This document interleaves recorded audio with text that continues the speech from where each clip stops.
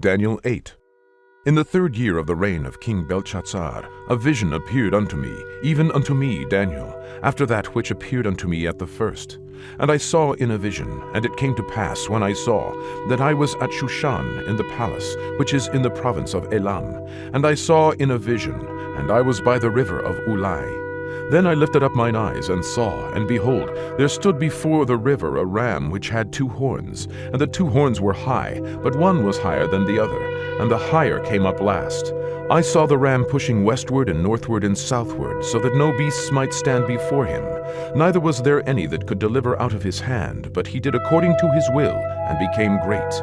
And I was considering, behold, an he-goat came from the west on the face of the whole earth, and touched not the ground. And the goat had a notable horn between his eyes, and he came to the ram that had 2 horns, which I had seen standing before the river, and ran unto him in the fury of his power. And I saw him come close unto the ram, and he was moved with choler against him, and smote the ram, and brake his 2 horns. And there was no power in the ram to stand before him, but he cast him down to the ground, and stamped upon him, and there was none that could deliver the ram out of his hand. Therefore the he-goat waxed very great, and when he was strong, the great horn was broken, and for it came up 4 notable ones toward the 4 winds of heaven. And out of the one of them came forth a little horn which waxed exceeding great, toward the south, and toward the east, and toward the pleasant land. And it waxed great, even to the host of heaven, and it cast down some of the host and of the stars to the ground, and stamped upon them. Yea, he magnified himself even to the prince of the host, and by him the daily sacrifice was taken away, and the place of the sanctuary was cast down. And an host was given him against the daily sacrifice by reason of transgression, and it cast down the truth to the ground, and it practiced and prospered. Then I heard one saint speaking, and another saint said unto that certain saint which spake, How long shall be the vision concerning the daily sacrifice, and the transgression of desolation, to give both the sanctuary and the host to be trodden under foot? And he said unto me, Unto 2,300 days. Then shall the sanctuary be cleansed.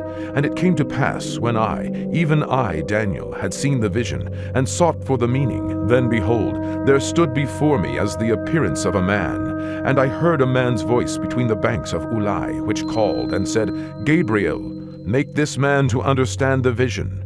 So he came near where I stood, and when he came, I was afraid, and fell upon my face. But he said unto me, Understand, O Son of Man, for at the time of the end shall be the vision. Now as he was speaking with me, I was in a deep sleep upon my face toward the ground. But he touched me, and set me upright.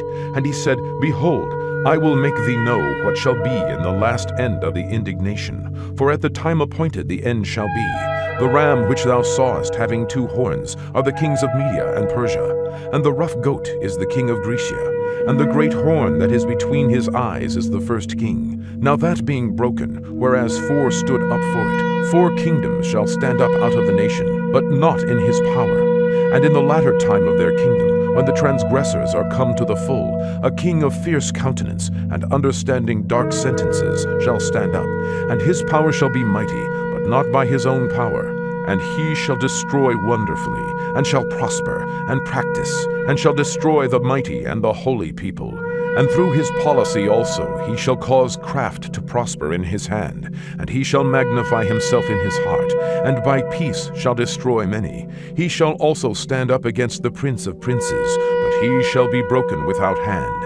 And the vision of the evening and the morning which was told is true. Wherefore shut thou up the vision, for it shall be for many days. And I, Daniel, fainted, and was sick certain days. Afterward I rose up, and did the king's business. And I was astonished at the vision, but none understood it.